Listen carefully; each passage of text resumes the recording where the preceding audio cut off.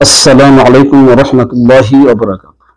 একটি গুরুত্বপূর্ণ প্রশ্নের উত্তর নিয়ে আপনাদের সামনে উপস্থিত। সেই প্রশ্নটি হলো, একজন মহিলা, বিধবা মহিলা যদি আরেকটা পুরুষকে বিবাহ করে, অর্থাৎ প্রথম স্বামী ইন্তেকাল করার পর এই বিধবা মহিলা যদি অন্য আরেকটি পুরুষকে বিবাহ করে, তো জান্নাতের মধ্যে সে কার সাথে থাকবে? প্রথম স্বামীর সাথে নাকি দ্বিতীয় স্বামীর সাথে? খুবই গুরুত্বপূর্ণ প্রশ্ন। প্রথমত হলো, একজন নেককার মহিলা, একজন বিবাহিত নেককার মহিলা জান্নাতের মধ্যে সে তার জান্নাতের স্বামীকেই পাবে, এবং সেই স্বামীর অধীনে যত হুর থাকবে এই সমস্ত হুরের সর্দারনি হবে এই নেককার স্ত্রী, এবং তার চেহারা সবচাইতে বেশি সুন্দরী হবে, এবং সেখানে স্বামী স্ত্রী একজন অপরকে প্রচন্ড ভালোবাসে। সুতরাং বোঝা গেল, একজন নেককার বিবাহিত মেয়ে জান্নাতের মধ্যে সে তার জান্নাতি স্বামীর সাথে থাকবে। হ্যাঁ, যদি এই মেয়েটি দ্বিতীয় বিবাহ করে থাকে বা তৃতীয় বিবাহ করে থাকে, অর্থাৎ প্রথম স্বামী মারা যাওয়ার পর যদি সে দ্বিতীয়বার বিবাহ করে বা তৃতীয়বার বিবাহ করে, সেক্ষেত্রে কোন স্বামীকে সে জান্নাতে পাবে? আরেকটি কথা মাঝখানে বলে রাখি, এট এ টাইমে একসাথে একটা মেয়ের জন্য একাধিক স্বামীর সাথে বিবাহ করার কোনো অধিকার নেই, জায়েজ নেই। আর স্বামীর মৃত্যুর পরে সে আরেকটি বিবাহ করতে পারবে। তাহলে চলুন আসি যে মৃত্যুর পরে সে কোন স্বামীর সাথে থাকবে। এই ব্যাপারে বিভিন্ন মতামত পাওয়া যায়। একটি মত হলো যে এই নারীকে অনুমতি দেওয়া হবে যেই স্বামীর সাথে তার ভাব ভালো, যাকে সে বেশি পছন্দ করত, তাকে সে গ্রহণ করতে পারবে। দ্বিতীয় মত হলো, সে জান্নাতে ওই স্বামীকে পাবে যেই স্বামীর সাথে তার সর্বশেষ বিবাহ হয়েছিল।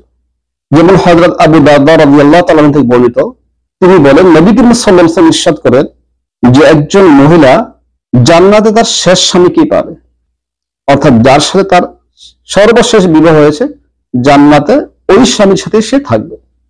আরেকটি মত হলো, জান্নাতে ওই স্বামীর সাথে থাকবে যেই স্বামী তার সাথে দুনিয়াতে ভালো ব্যবহার করেছে, কিন্তু যেই স্বামী তার প্রতি জুলুম করেছে, অন্যায় করেছে, তার হক সঠিকভাবে আদায় করেনি, ওই স্বামী তার থেকে বঞ্চিত থাকবে, তার থেকে দূরে থাকবে। কিন্তু হযরত উম্মে সালমা রাদিয়াল্লাহু তাআলা আনহা নবী করিম সাল্লাল্লাহু আলাইহি ওয়াসাল্লামকে জিজ্ঞাসা করলেন, কারো যদি একাধিক স্বামী থাকে তাহলে জান্নাতে সে কার সাথে থাকবে? তখন নবী করিম সাল্লাল্লাহু আলাইহি ওয়াসাল্লাম বললেন যে তাকে অনুমতি দেওয়া হবে, এখতিয়ার দেওয়া হবে, সে ওই স্বামীকে গ্রহণ করবে যেই স্বামী দুনিয়াতে তার সাথে ভালো ব্যবহার করেছিল। এখন প্রশ্ন হলো, যেই মহিলার একাধিক স্বামী রয়েছে, প্রতিটা স্বামী যদি ভালো হয়, প্রত্যেকে যদি এমন হয় যে এই স্ত্রীর সাথে তারা ভালো ব্যবহার করেছে, সেক্ষেত্রে কোন স্বামীকে সে পাবে?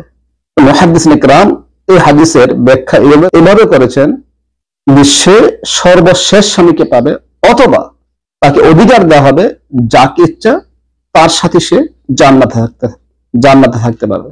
সুতরাং একটি কথা স্পষ্ট বোঝা গেল, জান্নাতি নারীর জান্নাতে সেই স্বামীকে সে পাবে যেই স্বামী মূলত জান্নাতি, যে দুনিয়াতে নেক আমল করে জান্নাতবাসী হয়েছেন, স্ত্রীর সাথে ভালো ব্যবহার করেছেন, তো এই জান্নাতি নারীও সেই স্বামীকেই গ্রহণ করবে, সেই স্বামীকে পাবে যেই স্বামী মূলত নেককার ছিল, যেই স্বামী জান্নাতের অধিকারী হবে, তার সাথে থাকবেন। সুতরাং নারীদের সাথে সাথে পুরুষদের উচিত নেক আমল করে জান্নাতের অধিকার হওয়া। তবে দুনিয়াতে তারা যেভাবে সুখে স্বাচ্ছন্দ্যে বসবাস করেছে, জান্নাতের মধ্যে তারা তেমনি ভাবে সুখে স্বাচ্ছন্দ্যে বসবাস করতে পারবে, এবং নারী সমস্ত হুরের সর্দারনি হবে। ওই নারী যত হুর থাকবে, সমস্ত হুরের চেয়ে তাকে সবচেয়ে বেশি সুন্দর দেখা যাবে। অথচ হুরদের ব্যাপারে কোন হাদিসের মধ্যে অসংখ্য হাদিস রয়েছে যে তারা কত সুন্দর হবে, যার নমুনা পৃথিবীতে পাওয়া যায় না। এত সুন্দর করে আল্লাহ তাআলা হুরদেরকে তৈরি করে রেখেছেন, আর তাদের চেয়ে বেশি সুন্দর হবে ওই জান্নাতি নারী, আর জান্নাতের স্বামীর সাথে থাকবেন, এবং সমস্ত হুরদের সর্দারনি হবে।